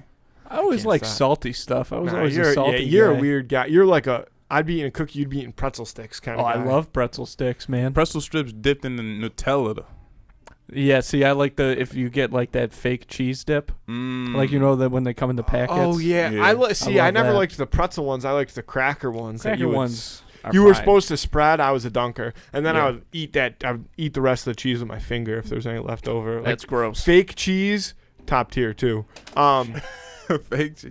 Fake cheese and cookies. Yeah, that's my whole diet. No, I've been on a bit of a health kick. I did have. Good. It sounds like you need it. Yeah, I just eat a lot of food is my problem. Like even when I was eating all that, I know. See, I only eat 1 or 2 meals a day sometimes. That's why I stay down. I do push-ups before I go to. So go in the shower. I've been on. So this is my 3rd week now where I've been on a consistent 3 meals a day, like breakfast, lunch, dinner. What is that? It might be Eddie's TV next door. I started hearing that too. I thought I was going crazy. 3 consistent meals a day, all like that I will make. Not saying it's necessarily healthy, but like, if you cooking at home is better. Well, but like for lunch I'll have like a sandwich. Like I buy lunch meat. You know what I mean? I'm not. It's not like it's healthy, but then I'll cook dinner and then. Yeah, I'll have a couple cookies or a candy bar. Now, like cold cuts is a good diet. Like if you ate a cold cut sandwich and like a yogurt and like a water for every like 3 meals a day for like 2 weeks, you will lose mad weight. Yeah, I did that during football one time. I do. I mean, so I eat a bagel with cream cheese every single morning for breakfast, and then I eat a sandwich for lunch. Sometimes a wrap. Sometimes I'll make a sub. Like I like to buy different bread options. Like I'll buy regular bread. Okay. And then I'll buy like sub rolls, and then I'll buy like spinach wraps. Okay. So that way I'm eating the same thing for lunch every day, but different. But the bread type makes it a different meal. Yeah, it just falls apart different, right? Well, yeah, but my thing is I can put different stuff on it, right? Like if I'm making a sandwich, I'll put chips on it. Right. Okay. If I'm making a sub, I'll do like lettuce and mayo. You know what I mean? And if I'm doing a wrap, I'll do like, probably lettuce still, but then I'll throw in like some different cheese and probably like some Caesar dressing or something like that, some ranch, whatever. Mm-hmm. And like, so it's the same thing but different. Yeah, I don't cook for myself that often. Like, I eat out a lot. I go through phases. I only eat once. Like, some days I only eat once. Like, I only ate once today. Yeah. Like, what time is it? It's 7:40. Yeah, the first time I ate I ate at 12. Yeah. I didn't even eat breakfast. Yeah. That's what time it is? Yeah, I know. We going on? Like, what's our time stamp? No, there is no time stamp. Yeah, if you wanted to stay till tomorrow, we could, but we usually don't. But I do think it's probably about that time. Mm-hmm. Yeah. No free ads, but Brownie Batter Blizzard from Dairy Queen. So one last shout out to the Triple B. Hell yeah. Whew, man. Jordan, we appreciate you sitting here with us. Yeah, thank you for having me. Talking with us this whole time. It was awesome. Yeah. This was great. Like, it's nice to sit down with actual podcasters.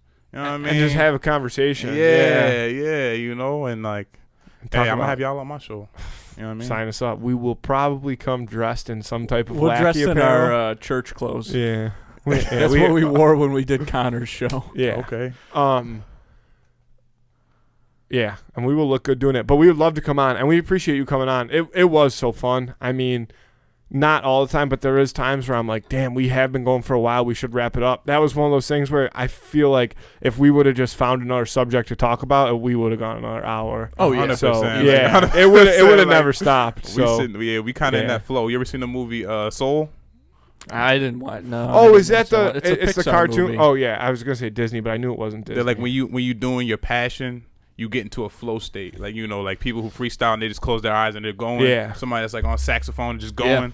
Yeah, we were in flow. It's meditation, Yeah. I played the saxophone, tenor sax, 1 year, fifth grade. Terrible. Yeah, horrible at it. I played trumpet and trombone for like 10 years. Oh, okay. For real? Yeah. It's my roommate told me today I played trumpet, but I did not really play. Yeah, I used to do all county. Remember, like all county, all state. Yeah. Like I used to do all that shit, like solos and all that shit. I was saying today, if you can be good at like an instrument, like one instrument, and you're really, really good at it, it is one of the coolest things to do ever. That all stems from what we've been talking about this whole time is you got to be committed and disciplined. It's hard to be. People think you can pick up a trombone my roommate be really great at it. I walked into my roommate's room today when I got home from work, and he has a guitar in his room, and I've lived with him for, 4.5 months now since we moved into this, like where we're living now. Mm-hmm. And I walked in and I'm like, dude, like, can you even play the fucking guitar? Man. Like, pick that thing up and strum me something right now. So I start, and then he's like, shut the fuck up, dude. I'm like, seriously, pick it up and play me something right now.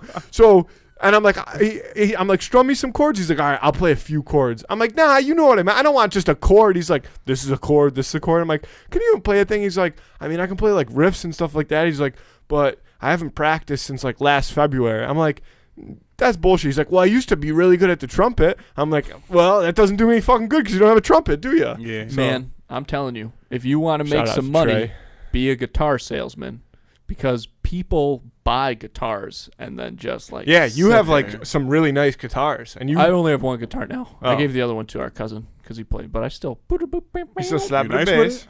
Huh? You nice with the guitar? No, I'm so average. Andrew but I'm not was bad. On pace to be pretty good, and then he had the fatal pinky incident of 2015.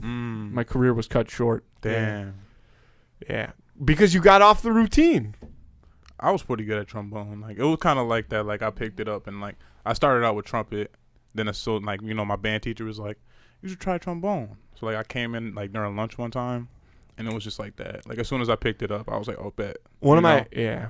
I think being a talented musician is so cool. One of my best friends growing up was a talented, super, super talented musician. Shout out Derek Stobro.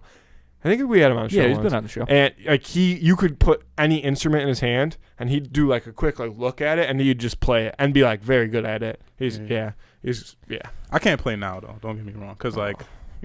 When you come, I didn't think that shit was If we come on your show, I'm bringing a trumpet. I'll bring a slide whistle. I'll play a slide whistle. Like, remember the recorder? Oh, I was hot cross buns. Yeah. See, recorder, I could get behind a recorder because that's like 8 maybe like little buttons.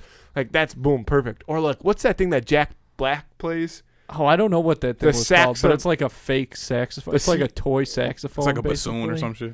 Do you know what we're talking about? Have you ever seen? Oh, dude, we'll show it to you after. There's this video of Jack Black on Jimmy Fallon, and he plays this fucking literally like toy, like 3-year-old toy saxophone that has a keyboard on it too, and he goes in on this fucking thing. It's awesome. But all right, well, thank you so much for coming on again. Yeah. Before we go, let people know you got to check this stuff out. Let people know where they can find the podcast, where they can find your Instagram, your clips, YouTube, all that shit. All right, I'm on Instagram and TikTok at Jordan Alexander 716. I have a YouTube, Spotify, Apple Podcasts, or all of that stuff. All my stuff is on there. You can find me on YouTube at Jordan Alexander Podcast Network. I got 2 shows on there. Ain't Trying to Hear That podcast. That's me, and it's more interview based with people from Buffalo. I just did 2 interviews in Albany. I was in Albany last weekend. So got that coming up. And Hell of a Point podcast. That's me and my co-host Avi. Shout out to her.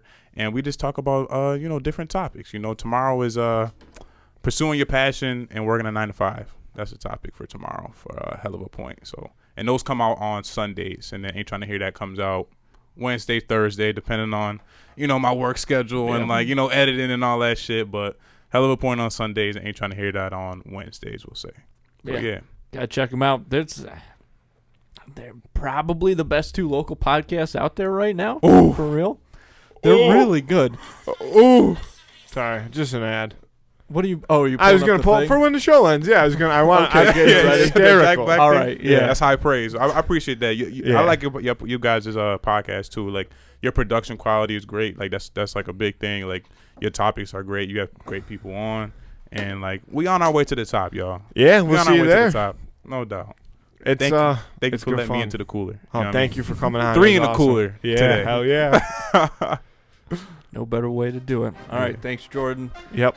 You good? Andy, I love you. All right, let's get out of here. Cool.